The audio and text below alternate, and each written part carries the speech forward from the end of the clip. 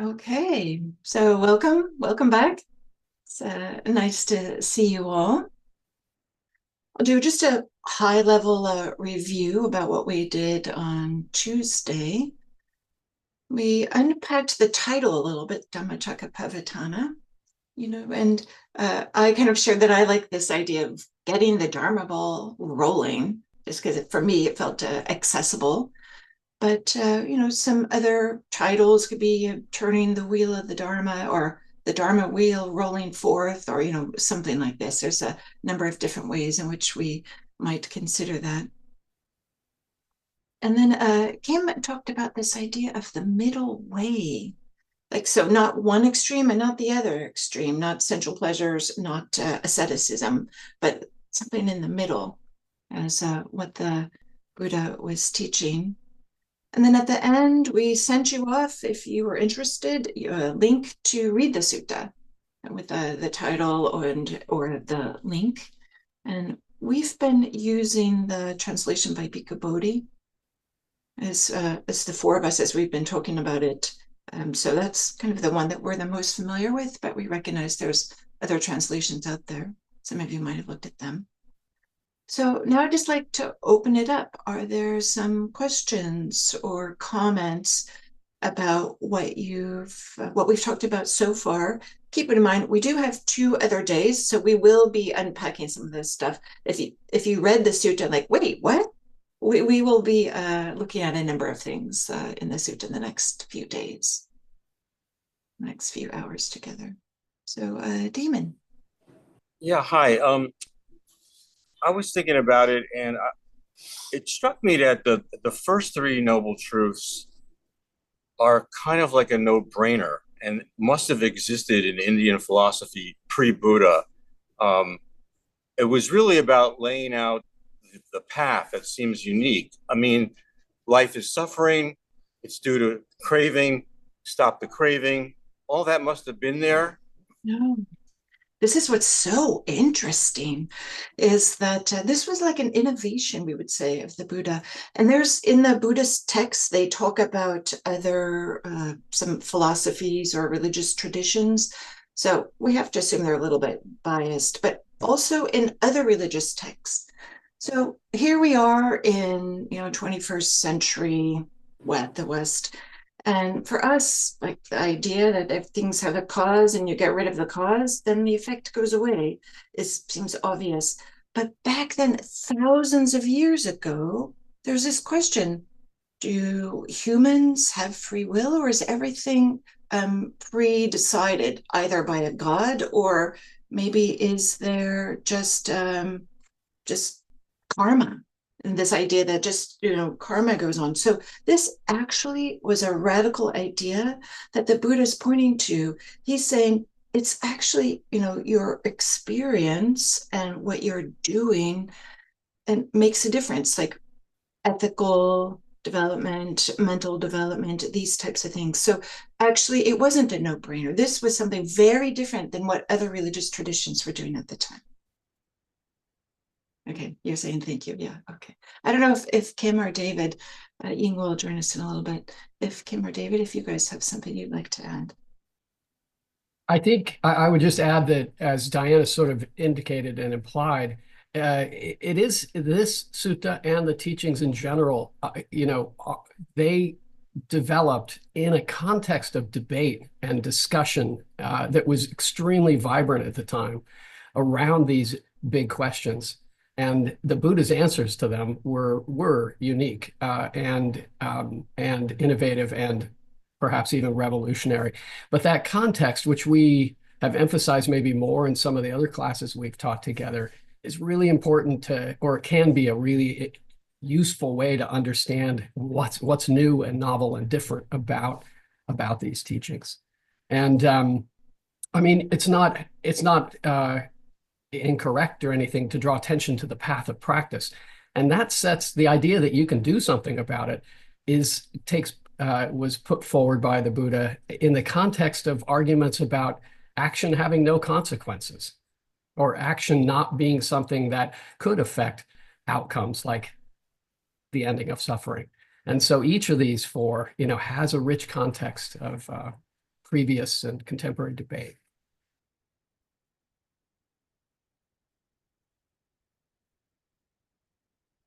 Welcome, Ying. So happy to see you here. Anybody else have a question or a comment about some of the teachings from Tuesday or Francisca? Hello, morning. Good morning for me. I Good don't know morning, Bryce. where you are. It's a very simple question. In the first or the second paragraph, he's calling himself Tathagata. I've heard many definitions. Would you help me with one definition of Tathagata? Great, thank you. Kim, David, Ying. So one of you want to answer this? Kim. Well, it's the Pali word Tathagata can have two different ways of being read. It can be read, tata just means thus, and then it can either be tata plus gata or tata plus agata, meaning either thus come or thus gone. We're not really sure which direction it goes, and maybe it's meant to be a little bit ambiguous. So the Buddha is the one who is, there's something different about him, right? He has gone, emptiness, he has come, suchness, these kinds of ideas. But it's meant to say that he uses it for himself in the sort of in the third person. It's often what the Buddha called himself. And it implies that he's awakened. And I would welcome my other teachers to add anything else. I'll just say that I read recently a translation. I don't remember who the translator was. They were kind of interpreting it as like the one who has gone thus as the truth finder. And he was saying, like, I'm the truth finder. Maybe that's one thing I'll add. The second thing I'll add is that that term isn't unique to Buddhism. It was in some other religious traditions in ancient India at the time. So they would have understood, even though this is like a vague, odd word, his five former companions would have understood what it is, that current assumption, current thinking. If we just wanted to spend the whole time answering questions and exploring these things, we could. It's so fascinating. And actually, this question, Francisco, reminds me or takes me back to daemons or another aspect of that question, which is that, as Diana said, some of these terms, including the term dukkha, oh yeah, these were certainly common knowledge, but the Buddha's take on them and the way he interpreted them and put them forward frequently were completely different meanings for the same words. There's a constant pattern of wordplay in the Buddha's teachings in which he takes concepts that were well known and turns them on their head, frequently turns them right upside down. So that's worth saying too, probably, that it's not that these words or even the concepts didn't exist previously, but that they come to be re-envisioned in a really different way. Thank you, David. And maybe I'll just send it right back to you. Okay, and I'm going to keep working a bit with some of the questions that have come up. Part of our approach in these classes is to be with you. To be in this together. We take this to be an effort of community practice. At least I do, but I think I can speak for my colleagues as well.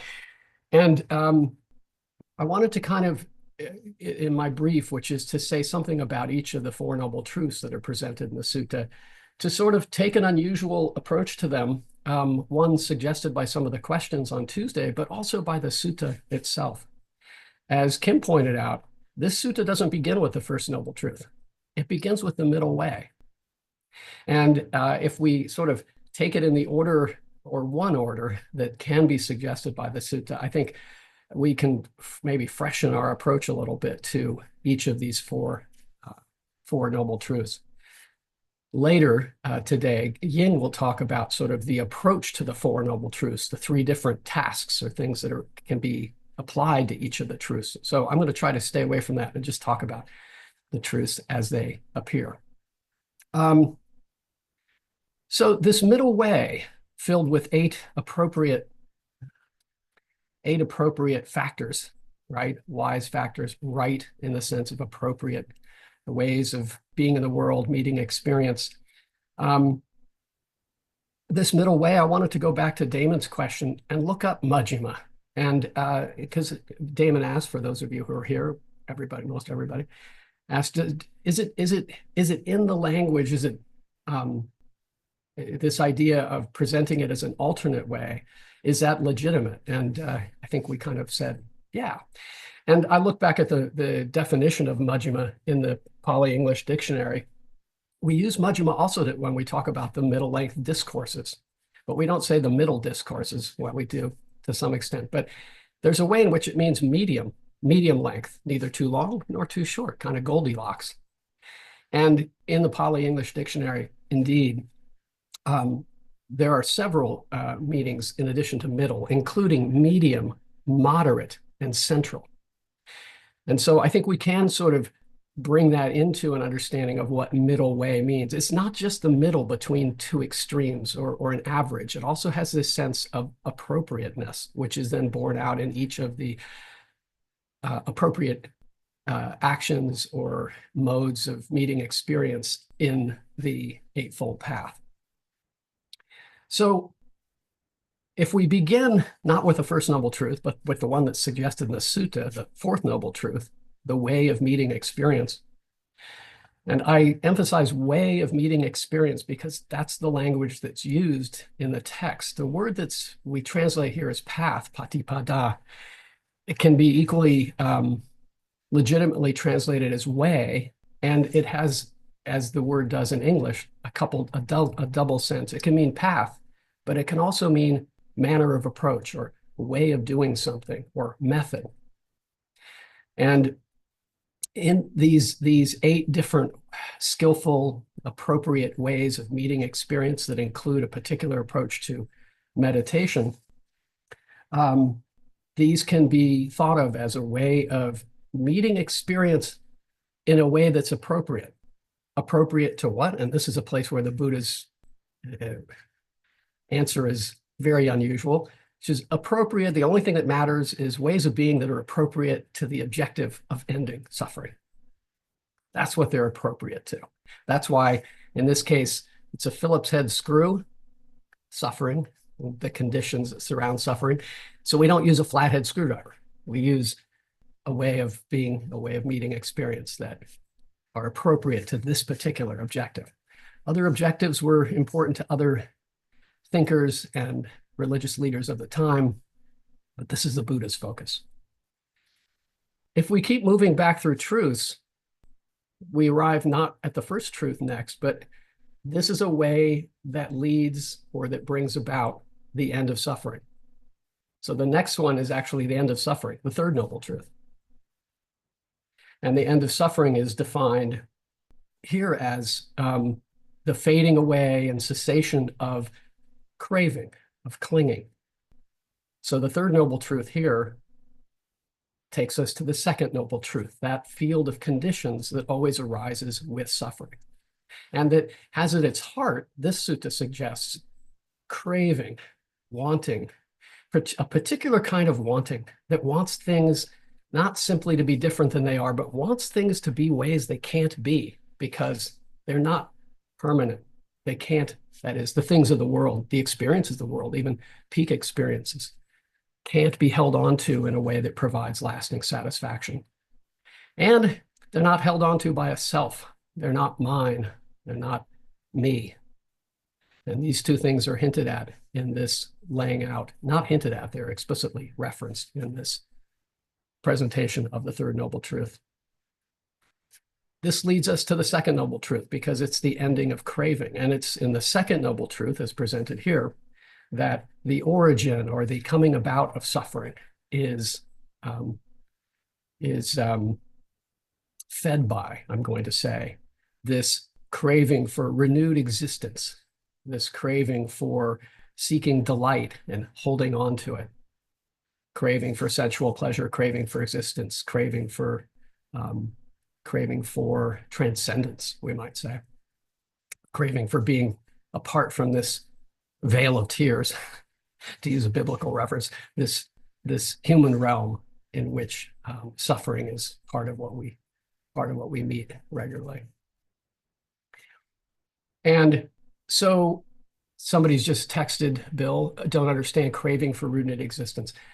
Great question. I'll just pause there for a second to say that this presentation of the second noble truth also points us toward two interesting aspects of the way experience happens for us. One is that there's something unsatisfactory about our experience because we can't hold on to it. And the other aspect is there's something unsatisfactory about our identities. And this is what I think craving for renewed existence means. This constant wanting to create identities in the world that can hold on to things and can have control. In particular, a self that can control aging, illness, dying, death, which these selves can't do, the self that we experienced. So finally, and only now at the end, and let me just check my time, I'm getting all excited. I think I have just a couple more minutes. To the first noble truth. And again, here, there's kind of a list of things. Bill says, thank you. There's a long list of things that are suffering: aging, suffering, illness, death is suffering, union from what is displeasing and suffering. I just focus on the last two again because they echo things that have come up in the description of the previous three truths as I've laid them out: fourth, third, second, for doing it upside down and different. Separation from what is pleasing. This is a central fact of the way we attempt to hold on to things, that nothing can be held on to. Any attempt to hold on to things in a way that would provide sort of permanent satisfaction in them or lasting contentment is futile, is bound to end in tears, as we might say. And then the very last thing mentioned is that suffering is defined here as the five aggregates subject to clinging. And this is a way that the Buddha, as many of you know this, that the Buddha talks about the way we create self in the world by appropriating experience, thinking of things as mine, and by identifying with aspects of experience, thinking of them as me or as a self. And so again, here in this particular presentation of the First Noble Truth, it ends with these two same things: this holding on to things that can't be held on to, and this holding on to self, or a notion of self that can't really be, except for by constant propping it up, constant stress, constant dissatisfaction, constant suffering, if you will, propping up this idea of a self that doesn't actually allow us to control the things we would most like to control or have power or influence over in life. So I'll sort of bring things to an end by saying that one thing that I think, sort of taking these truths in the order that, in a way, I think it's a possible way of reading into this sutta, because it begins with a path of practice, and a path of practice within which, or oriented toward the end of suffering, and thus to the end of suffering, and thus to ending it by focusing on the field of conditions that come up with suffering, and finally to suffering, is that it reorients our focus a little bit toward practice and the ending of suffering, instead of where we so frequently push most of our attention, which is on suffering. It's nice to balance these things. I have sometimes felt in my own practice, I don't know if anybody else has had this experience, that it's all about suffering. And it's a reminder when we read into this presentation of truths that's not presented sequentially or hierarchically. It's just presented as a group of four. It's always presented this way, but largely it's presented this way because that's the way it's always presented. But it allows us to look within it and to rebalance a little bit our practice and make sure in a way that we give equal attention to developing a path of practice, including a meditation practice in the last 3 of the 8 factors of the Eightfold Path, that allow us to find freedom from suffering. Whether that's a momentary release of meditation or something that, as in the case of the Buddha, later in the sutta, it's something that becomes a way of meeting all of life's experience. It brings our focus here instead of just, I think, where we frequently begin and end, which is on suffering and maybe on the conditions that emerge with or co-develop with along with suffering. So anyway, it's just a reminder that this is a path about freedom. This is a path about freedom. And yeah, entering into any one of these 4 truths can help us see and understand that freedom, but it would be a mistake to invest our mindful attention or our meditation practice solely in the experience of suffering. We're missing a big thing there. We can learn as much, possibly more, by experiencing the letting go of stress and suffering and looking within that. And I think that's something that's encouraged in this sutta, as we'll see. And I won't step on Ying's lines, but as these are unpacking each and any of them in any kind of number of ways allows access to the same freedom. So with that, I'm going to pass it to Diana and to you for some breakout groups. Great, thank you. Thank you, David.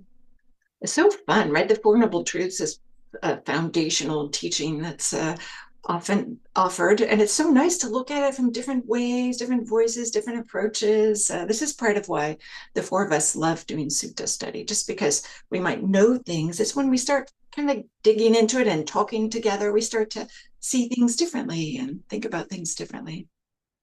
So now here's an opportunity for you guys to kind of like make a little bit what David was just saying your own. And that is maybe like zooming out.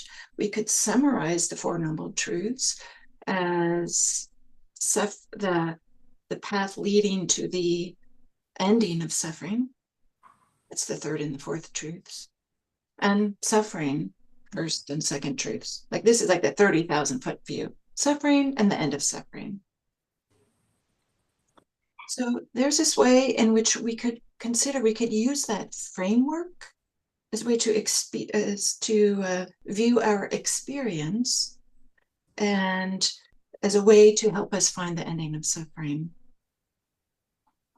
So an example that I had just recently to help make this idea more clear is that I have an adult family member whom I have the view that if they did something differently, their health would be better and they would feel better. And been like trying to encourage this person, no, you should do this, you should do that. And, it turns out adults like to do what they want to do. and I just noticed, oh, there's a lot of suffering here. Suffering for me because I'm trying to control somebody else, and suffering for that person because they have me trying to tell them what to do. Like it's a lot of suffering. And I'm using this word suffering. It's just, this subtle tension. But then if I focus on like the ending of suffering is to care, honor, and respect this adult family member, recognize they're going to make the choices that they're going to make, and I can love them whatever choices they make. Suffering or the end of suffering. So is there a way that in your life, has there been a time or an experience when you saw your experience through suffering, end of suffering, and you felt like you could, maybe you weren't able to make a choice, but you could see how one direction led to suffering and one direction led to the ending of suffering. So was there a time or experience when you saw through suffering or not suffering, and what was the effect of having this? Oh yeah, I can clearly see this direction goes to suffering and this direction goes to lessening of suffering. And again, I'm using this word suffering in this really, really, really wide way, just mild annoyance to horrifying tragedies, right? One word is this giant range. So we're going to have you in breakout rooms.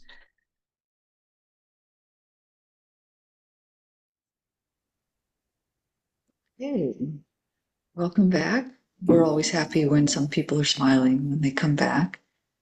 And we wonder, do you have any wisdom to share from your time together, or any questions that came up? Or, yeah, we'd like to kind of bring this into the bigger group now. So we invite, Barbara. Okay, so I just have general reflection regarding my practice, that and looking at this dichotomy, suffering and no suffering. Years ago, when I practiced in Zen tradition, I very much wanted to go from suffering, jump to another shore, to no suffering. And now I'm much closer influenced and kind of practicing Theravada tradition, and I'm seeing the steps and the steps. So sometimes this dichotomy blocked me from seeing the results of practice in daily life. And I see that along the way, there are benefits. Along the way, along the spectrum of awareness, I can apply the teaching.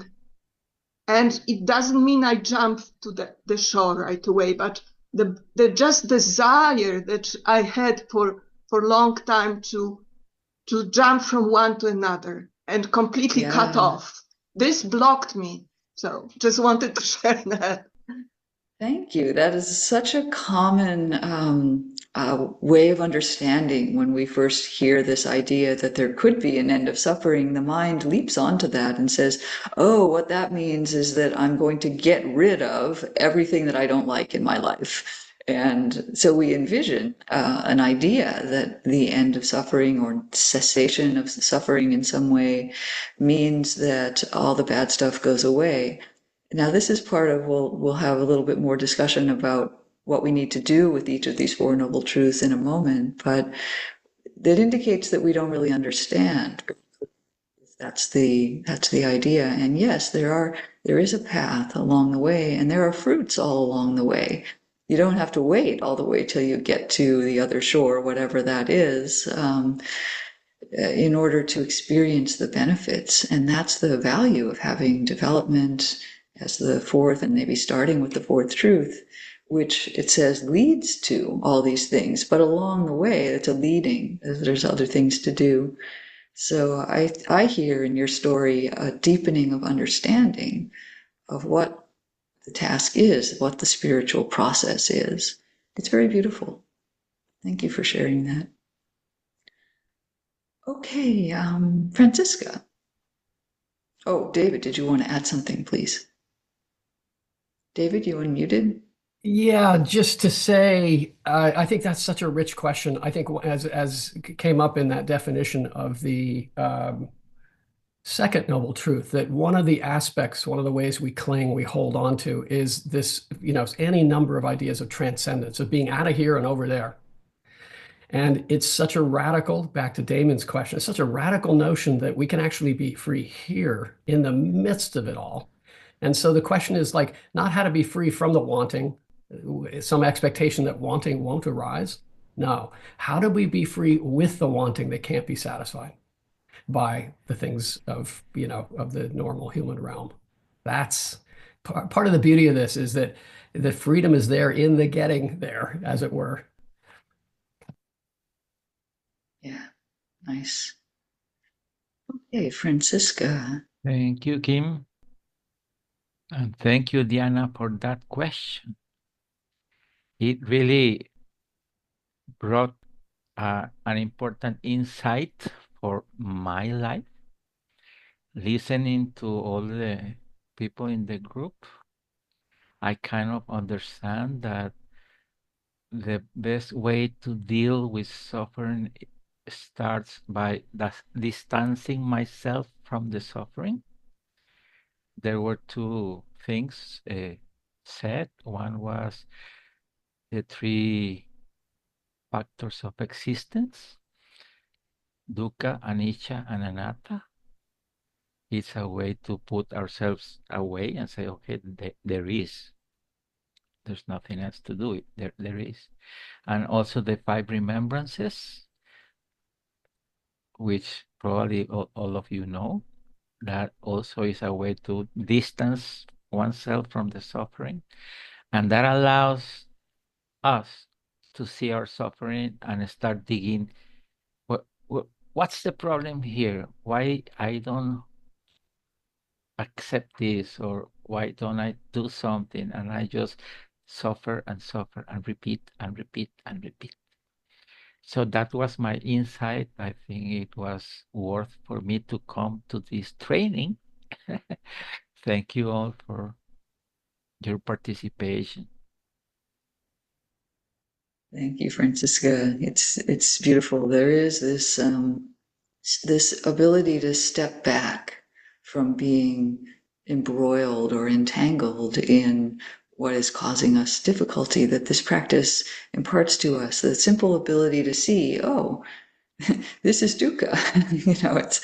It's so revolutionary just to step back and see that. And then, as you said, it's not that we're just stepping back to remove ourselves or try to get away, escape in some way, but it allows us then to look more carefully and really see clearly what is going on and why have I not addressed this in a better way. And so that very initial stepping back is part of that understanding. Thank you for sharing that. It is an insight. Would any other teachers like to add? No.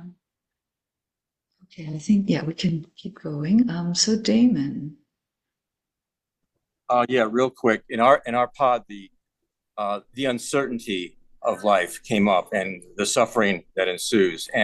But why? My question for you is why, when a baby's born, he doesn't worry about suffering. I mean, he doesn't worry about uncertainty. He doesn't contemplate, oh, I might die someday, and things are really uncertain. What happens in those early years that we get to yearn for some certainty, which absolutely we can't have? How do we get so deluded from birth within such a short time?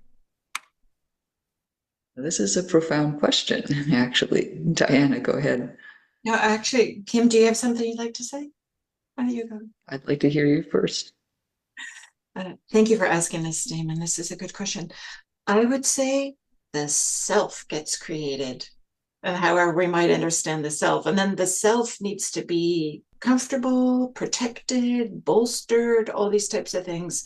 And so having this idea of like, okay, if I can control the future, if I can predict the future somehow, then I will feel safe. I'll have this real self. But the understanding is like neurobiology, I think, is these little babies, they don't really have a self.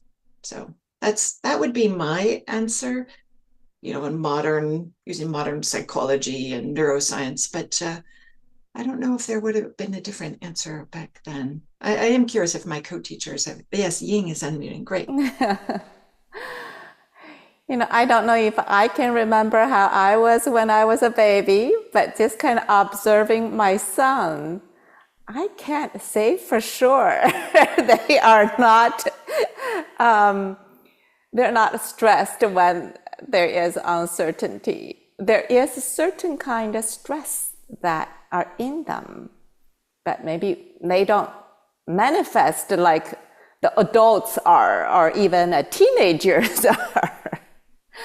And so there may be, I remember how my son has a sense of a self coming in very early on.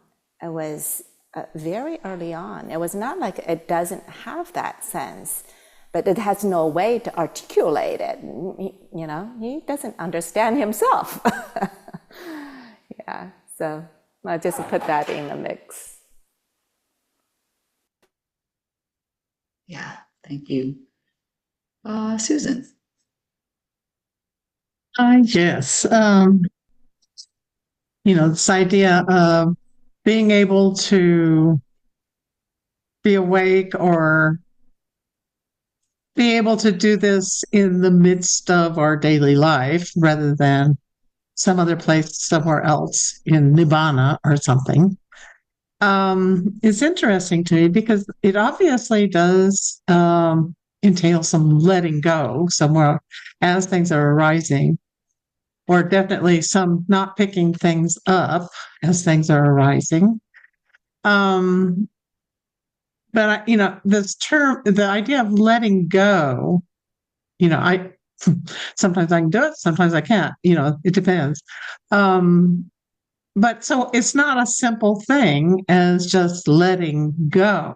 It's a process, and it's a very complex process that it involves, it seems, many aspects to it. And part of it seems to be an intention towards something wholesome, which in a way sort of releases some of the hindrances. And there is the mindfulness and the energy and everything behind all of the mindfulness. And then there is recognition of the feelings, the emotions, the thinking, and the thing all through the body. But there is a mental sort of understanding that there is a coming together of all of these these noble truths, an understanding of them that is embodied in a way that kind of just comes together in an understanding and a knowing that just basically, and it has something to do with some discrimination in the mind in a very quick way.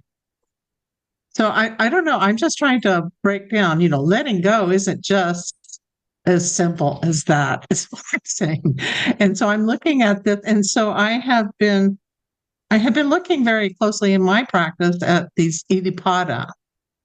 And I mentioned that, and I'm noticing them as being something that's part of releasing the clinging. Okay. There's a lot in what you're saying, Susan, and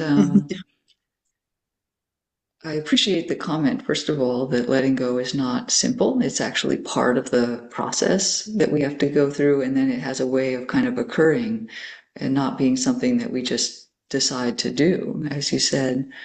But I wonder if instead of trying to go into the explanation of the Iddhipada and other things, I wonder if we could hold your question as we move on to the tasks associated with the Noble Truths, and maybe see if what Ying is about to say addresses some of what you're talking about. Would that work? That would work perfectly. Thank you. I'll pass it on to Ying then. Thank you. Yeah, thank you. I'm just delighted with those questions and this last one, Susan, that you were describing really kind of leads very nicely to this next part of the teaching from the sutta, which is often considered as the four tasks that are associated with this Four Noble Truths. But before I go there, I want to just reflect a little bit about this sutta in that this sutta, the context of it is the Buddha teaching the 5 ascetic disciples. And these folks have been in some kind of a spiritual pursuits, right? And they've done quite a lot of different kind of practices. And so in this teaching, if we read this text, for me, there is a sense of Buddha is evoking something here and now. And they're kind of ready to receive something. And so the text that David was teaching about the four Noble Truths, that the Buddha is listing each of them and elaborating, and the words are this is the noble truth of a dukkha. This long list that the Buddha is pointing to. And I was appreciating that Diana the other day was mentioning the Pali idam kopana can be translated as something like, this, really, this is dukkha right here. You don't have to go far out there. This. And the Buddha is pointing those things out. And I have a sense that maybe, this group of disciples and students were just sitting there receiving this, and this as being pointed out. Maybe there is a possibility something clicks. And this clicking is within themselves. And later on in the sutta, it's pointed out that one of the five got it. And the text said it's in the course of this teaching was offered, he got it. We don't know exactly when. It didn't say which word got him in, but he was probably present right there and was able to connect with something that the Buddha was evoking. And so this next part of the teaching, the tone shifts a little bit. The Buddha, I felt like he was evoking something that arose in him when this Four Noble Truths came to him. And so I want to share a picture or a slide that illustrate these four tasks, and then I'll kind of elaborate a little bit. So as the Buddha is moving into elaborating a kind of a process in terms of how this Four Noble Truths can be fully realized, he highlighted four tasks that are to be carried out with respect to each of these Four Noble Truths. I'll just offer the words first. The first Noble Truth, dukkha, is to be understood. Second Noble Truth, craving, to be abandoned. Third is a cessation of the craving, dukkha, is to be realized. And the fourth, the Noble Eightfold Path, is to be developed. And then, in this four tasks, with respect to the Four Noble Truths, the process evolves kind of in three phases, if I kind of roughly describe this. The first one involves really recognizing, knowing each of the Noble Truths. I think one of the questions that Susan pointed out is, this Noble Truth is to be recognized, really needs to know this. And so Buddha used this phrase, this is the Noble Truth of the dukkha.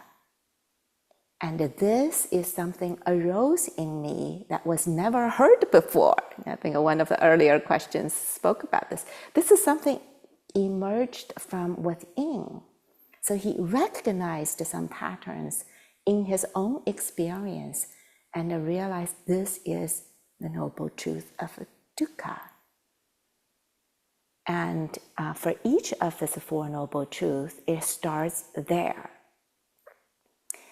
And then the second phase involves knowing what is to be done.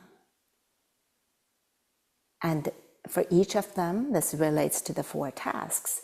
And then the third phase is, I would say, more than what needs to, knowing what needs to be done, but really carrying out the tasks.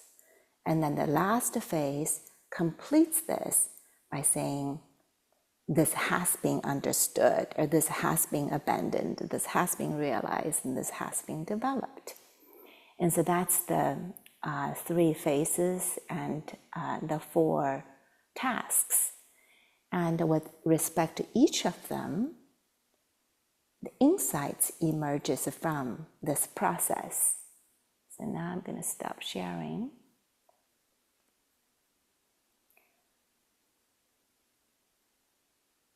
And so I wanted to just elaborate, maybe using the First Noble Truth as an example, how this process unfolds.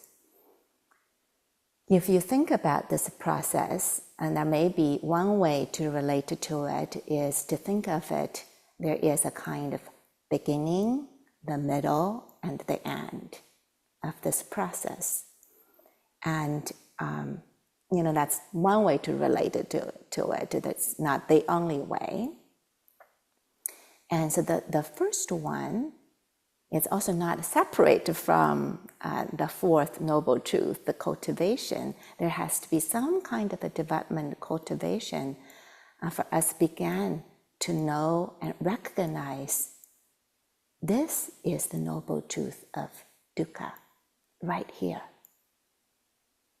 And I have this sense that maybe for one of the 5 disciples, as they were sitting there receiving this, maybe they noticed something within themselves. Maybe they notice a certain obsession they have about self-mortification, or maybe they notice something that is something they have been experiencing repeatedly. And so this recognition, the text used this phrase,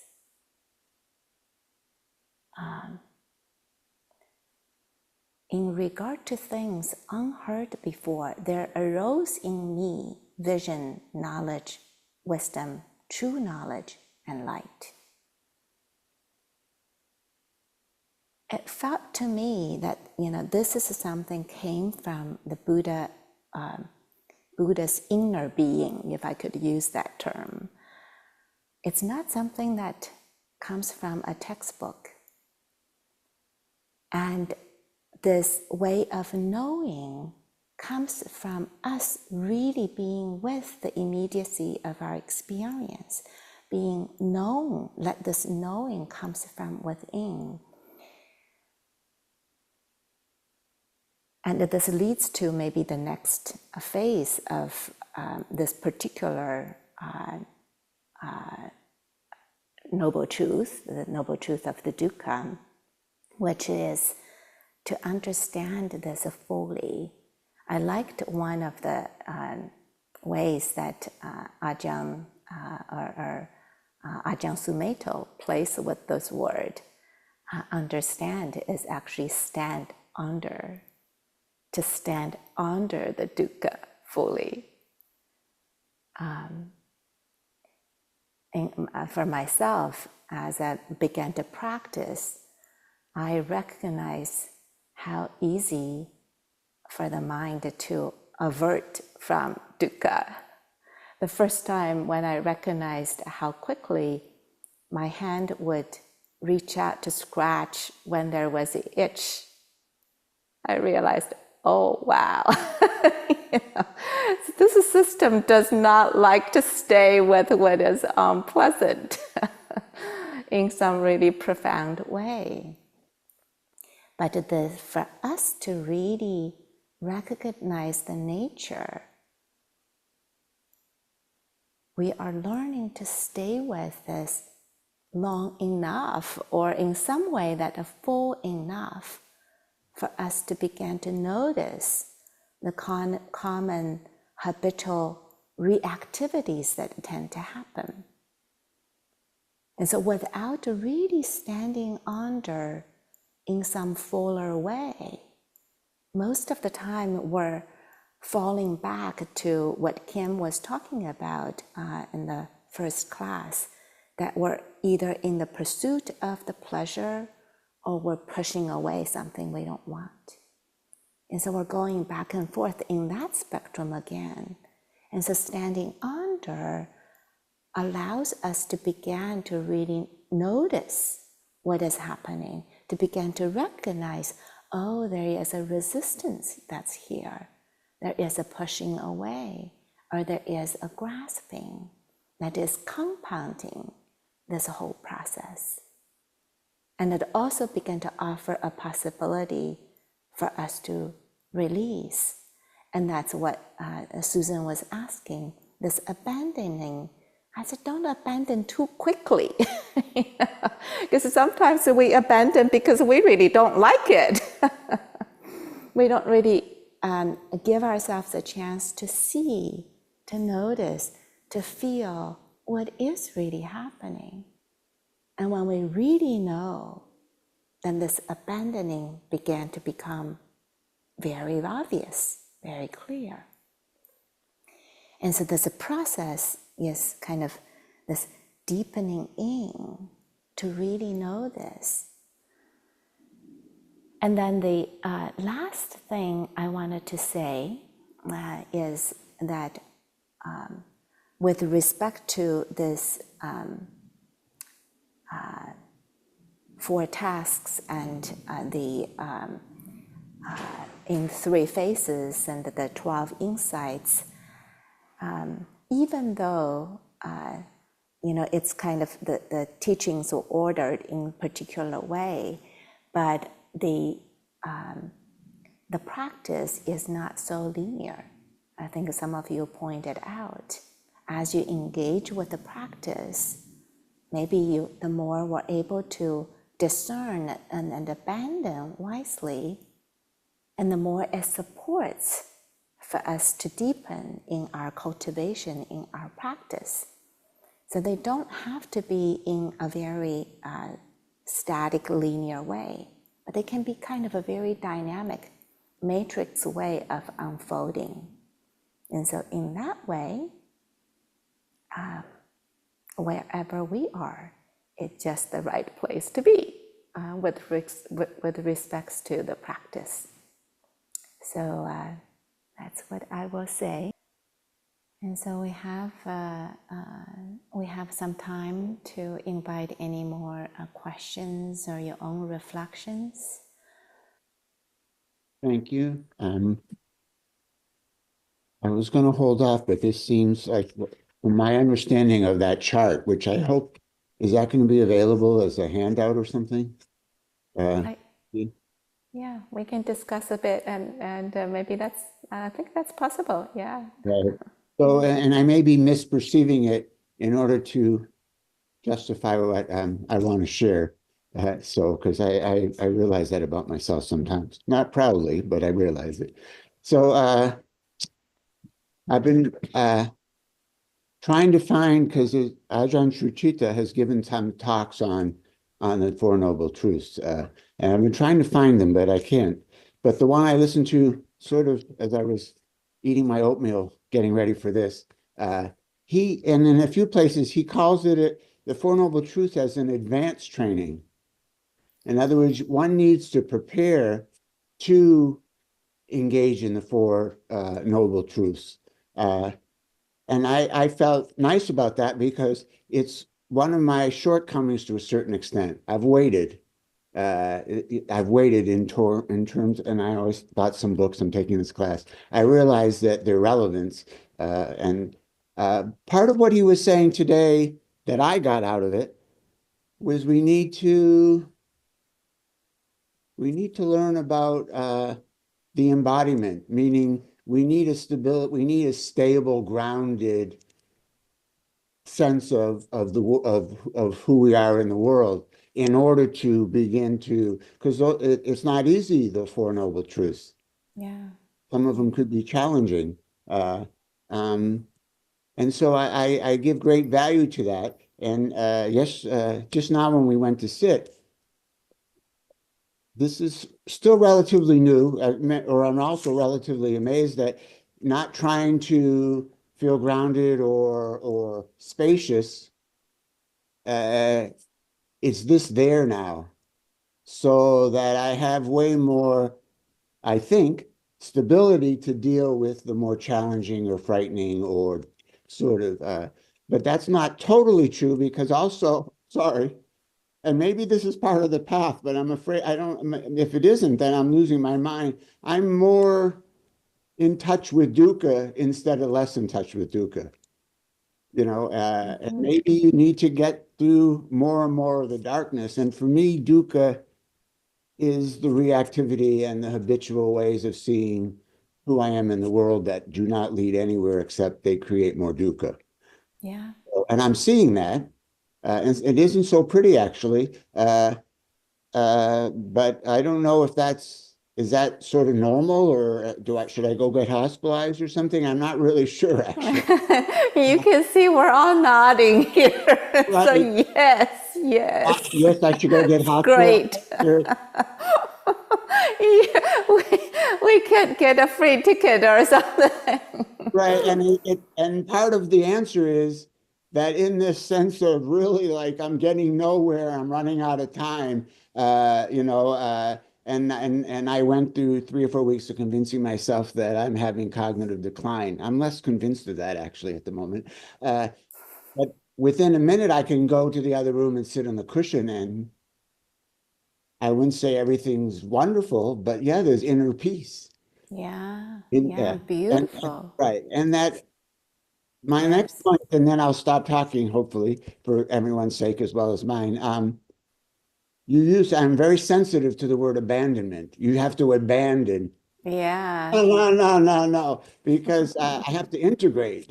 And I may be wrong, Yeah, yeah. meaning I have to love the clinging is unbelievable to me. I mean, my clinging. I wouldn't call it grasping, it's clinging. But Yeah. at some level, conceptually, clinging, aversion, and not wanting to be alive to deal with this, don't they have a common underlying sort of thread? It's like, I don't Yes. want to do this. I That's don't want to right. do this. Yes. I'm going to Yes. rewrite the world. Yes. I don't want to live in it as it is, when we know the truth sets us free. Yeah, Yeah. yeah.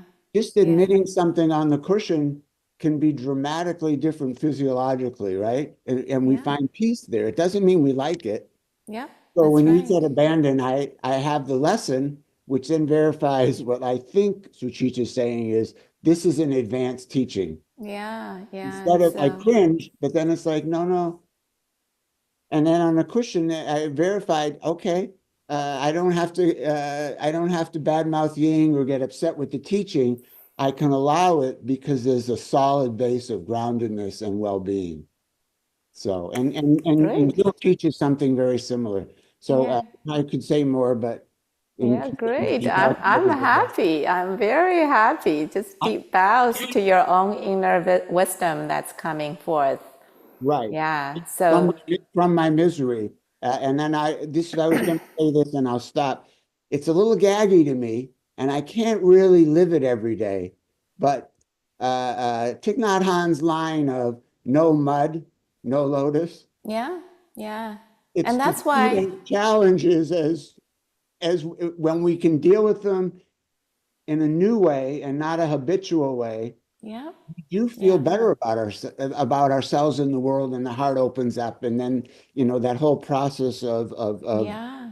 yeah. So at any rate, I'll stop now. Thank you, and thank you as usual for this class, and thank you. Yeah, yeah, thank you. And you touched on so many points that it's hard for me to summarize. But yes, this is, considering those 5 disciples have been practicing in some ways for a long time to prepare themselves to receive this teaching.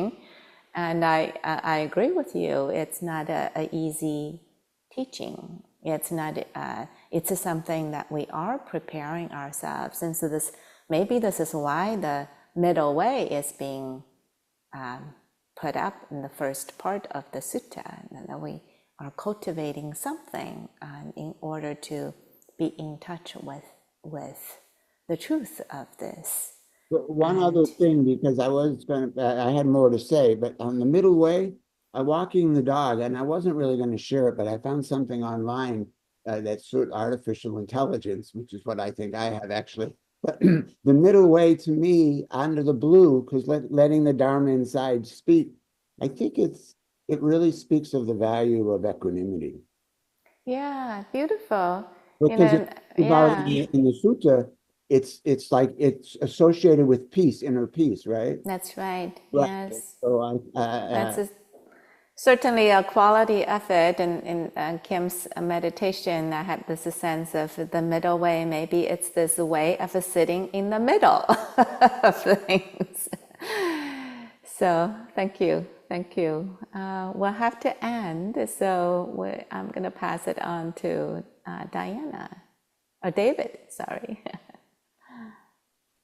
Yeah, we speak so easily for one another. Well, very quickly, we would like to give you a homework assignment with a smile and a wink this time, which is, and you'll see why the smile and why the wink in just a second, which is reread the sutta and maybe read it with fresh eyes. Maybe read it from the bottom up.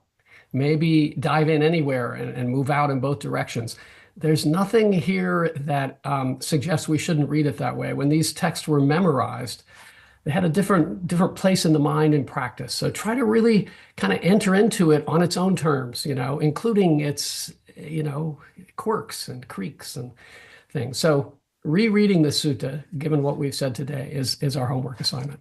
And today, I would also just like to add this. People sometimes ask how they can support these classes, how they can support the Sati Center, how they can support the Sati Center's teachers like ourselves. And one of my colleagues is going to put in the chat a link to the Sati Center website where you can provide support to the Sati Center for the classes, for the teachers. So that's there. And with that, we're over time. Please take care. We'll answer all Jerry's questions on Saturday. Don't miss it. Come back. And we look forward to seeing you then. So take care. Feel free to unmute and say goodbye. And we'll see you soon. Thanks for being here. Thank you, everyone. Thank you so much.